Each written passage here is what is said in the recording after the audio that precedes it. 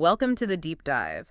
Today we're tackling something pretty fundamental, actually. The surprising power of your body language. Hmm, And get ready for this because, well, the research suggests a whopping 93% of confidence signals are actually nonverbal. That's huge. it really is.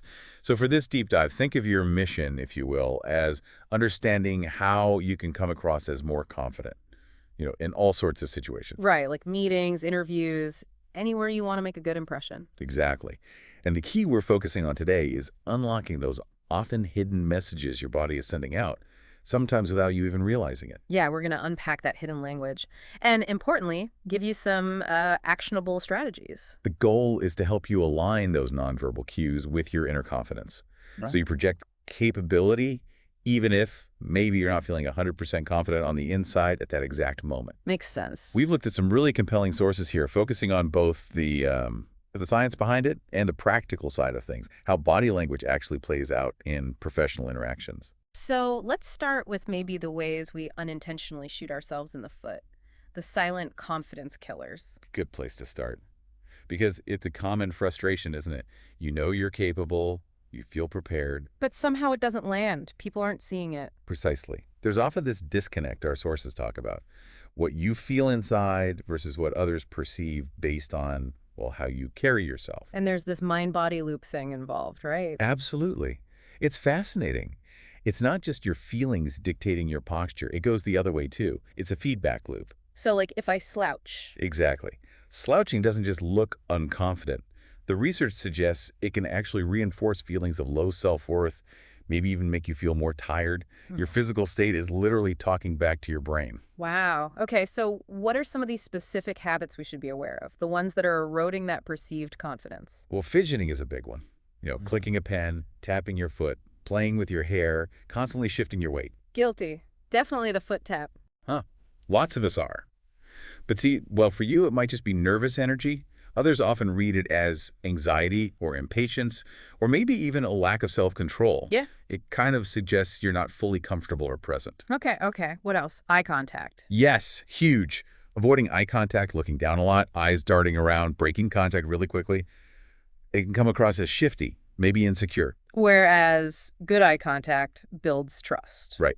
Comfortable, steady eye contact shows you're engaged, you're present, and you're confident in what you're saying or hearing. And the handshake. We have to talk about the handshake, the dreaded dead fish. Oh, absolutely. You- A weak, limp handshake. It can create a really negative first impression, suggest passivity maybe. But the bone crusher isn't good either, right? No, definitely not. That can seem aggressive or overly dominant. You're aiming for that firm, confident middle ground, a brief, solid connection. Okay. And what about physical space? I've seen people kind of shrink themselves.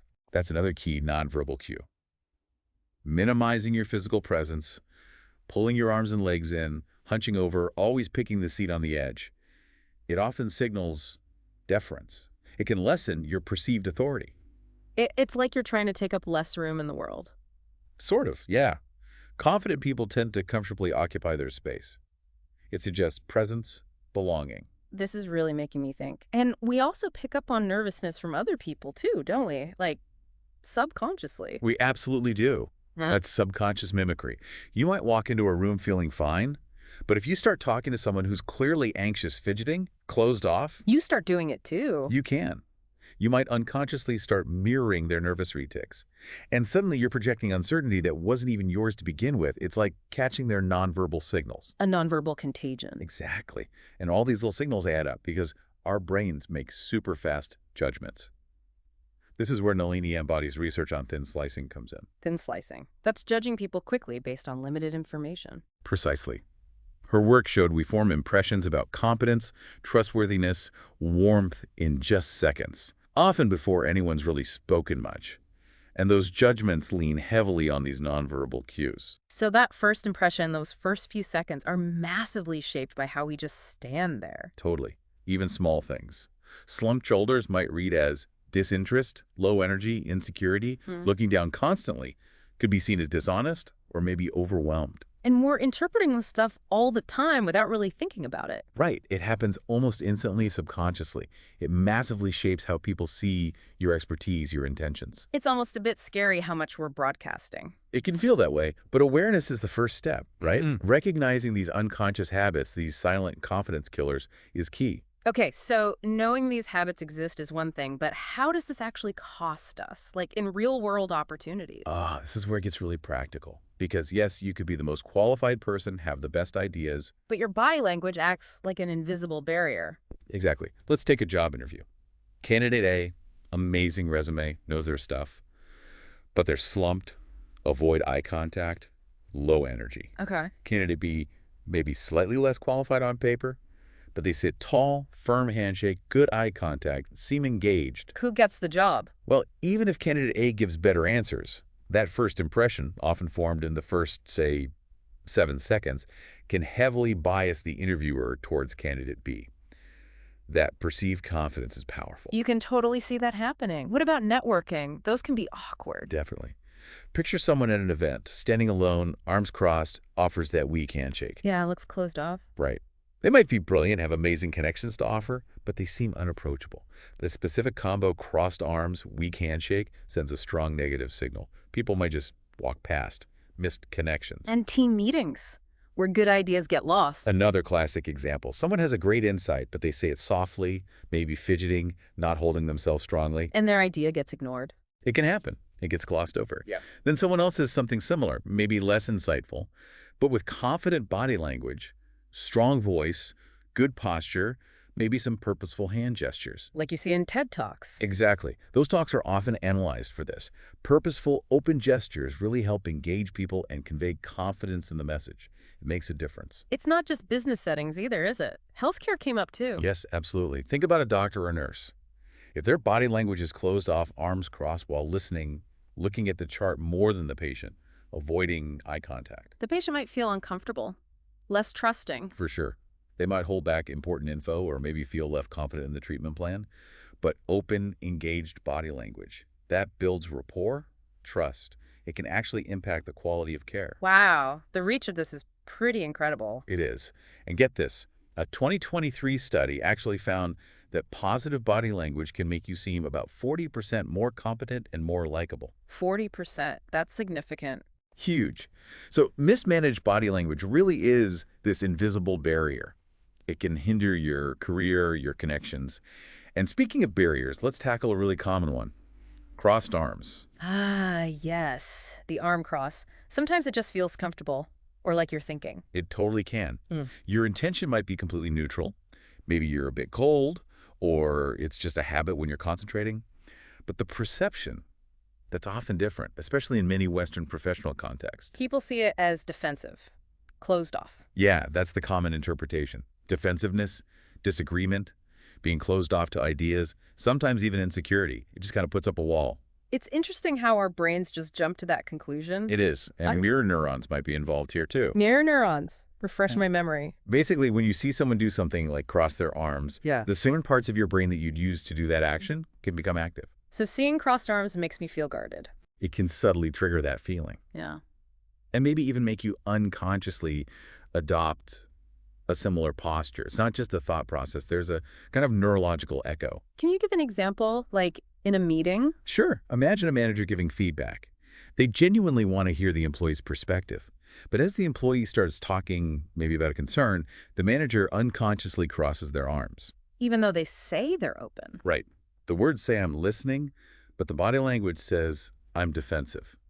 And that nonverbal signal can make the employee clam up, feel less safe sharing honestly. Oh, I can totally see that happening. So what's the alternative? Just don't cross your arms. Pretty much. Open body language is key. Keep your arms uncrossed, maybe resting at your sides or on the arms of your chair. What about hands?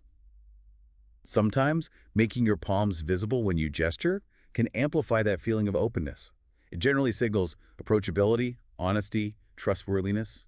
It helps build rapport. Visible palms. Interesting. I hadn't thought about that specifically. It's a subtle thing. Now, importantly, this isn't universal, right? Cultural differences. Exactly. Body language interpretation varies across cultures. While crossed arms often read negatively in many Western business settings, that's not true everywhere. So cultural awareness is definitely important. But for many common situations we face, the takeaway is, That crossing your arms frequently, even unintentionally, can create a barrier. It can hinder rapport, undermine what you're saying verbally, and often signals defensiveness or closure. Just being mindful of it can make a real difference. okay, so let's shift to something more empowering. How can we actually use our posture to feel and project more confidence? Yes, this is where it gets really proactive. Because posture isn't just about how you look, it fundamentally impacts how you feel. It's the foundation. Right. We've all heard about power poses. What's the deal with those now? Is it still a thing? It is, though the story's evolved a bit. Amy Cuddy's initial research was really exciting. It suggested that adopting these expansive, open postures, think standing tall, taking up space, didn't just change perceptions, but might actually change your hormones. Like increased testosterone and decreased cortisol, the stress hormone. That was the initial claim, yeah. Yeah. And some studies supported it. But there was some pushback. Other studies didn't find the same hormonal effects. Correct. The exact hormonal link became debated, and replication was inconsistent across studies. However, what has remained pretty consistent is the effect these poses have on how people feel. Ah, okay. So even if the hormone stuff is debatable. People report feeling more powerful, more confident, and less stressed after doing them. Their self-evaluation improves. So the impact on your mindset, your subjective experience, seems robust. So it's that mind-body loop again, but working for us this time. Exactly. When you stand tall and open, you're sending signals to your brain, signals of capability, of being in control. Instead of slouching, which might signal defeat or fatigue, good posture says, I've got this. And that physical feedback can genuinely reduce perceived stress and boost how positively you see yourself. Okay, I'm sold. How do we actually do it? Like everyday good posture. It's simpler than you might think. Imagine a string pulling you up gently from the top of your head. Roll your shoulders back slightly, then let them relax down, not hunched up. Keep your chest open. Head level, chin parallel to the floor. Might feel a bit weird at first if you're used to slouching. It might. It takes conscious effort initially. But like any habit, it becomes more natural, your new default, with practice. And the power poses themselves. How do we use those strategically? Think of them as a short-term boost. Right before something important, a presentation, an interview, a tough conversation, find a private spot, a bathroom stall, an empty office. So not during the meeting? Haha, definitely not. Do it beforehand for Yeah. maybe 60 seconds to 2 minutes. What kind of poses? The classic Wonder Woman is great. Feet shoulder-width apart, hands firmly on your hips. Or the victory pose, arms raised in a V shape, like you've just won a race. Stand tall, breathe deeply. Like a little confidence injection beforehand? Exactly. And remember the flip side. Slouching is linked to feeling more tired, more helpless, even being in a worse mood. So choosing good posture is an immediate way to influence how you feel. Using those power poses beforehand just adds an extra layer of self-assurance. Okay, posture is the foundation. What else can we layer on top of that for lasting confidence? Those everyday habits. Right, because consistency is key. Good posture is great, but layering these other conscious habits is what really builds that authentic, confident presence over time. It's about aligning everything, your words and your body. Makes sense. Where do we start?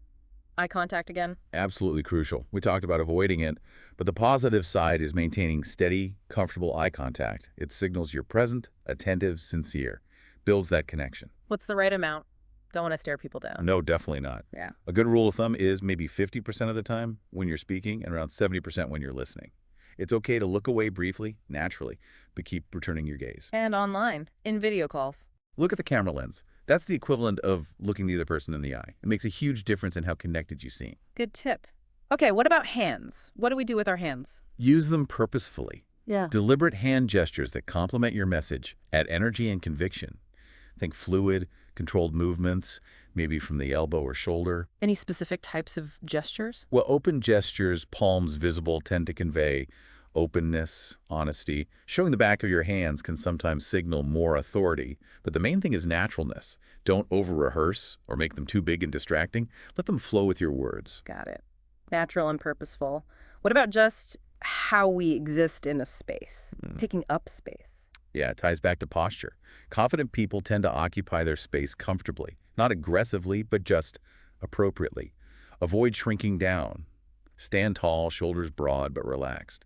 Move with ease. Sit comfortably in your chair. It reinforces that mind-body link, physically embodying confidence, helps you feel it. And our voice. That must play a role. Huge role.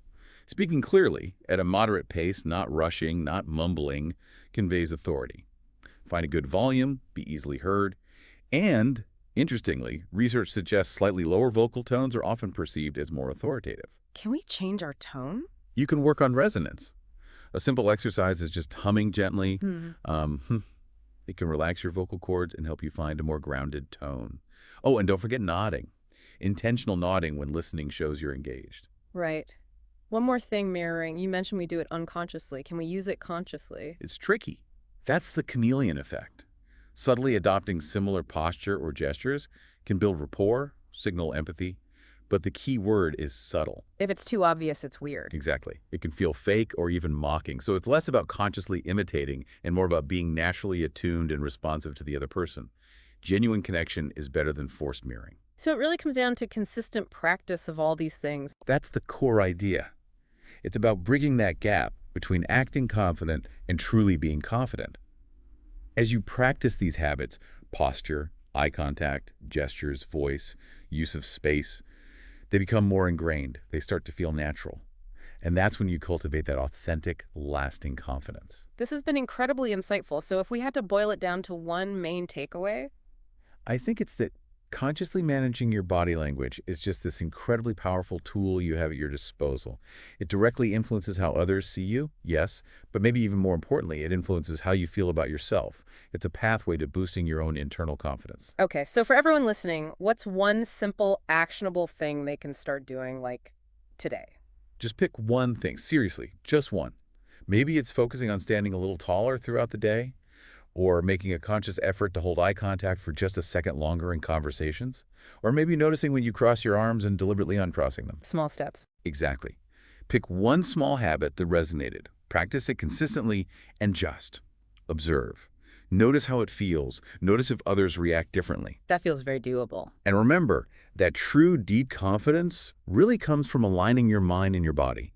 Mastering your body language isn't about being fake. It's about unlocking the authentic power you already have. So start observing yourself, see what your body's saying and how the world responds. It's a fascinating journey. And we'll see you next time for another deep dive. Bye, everyone.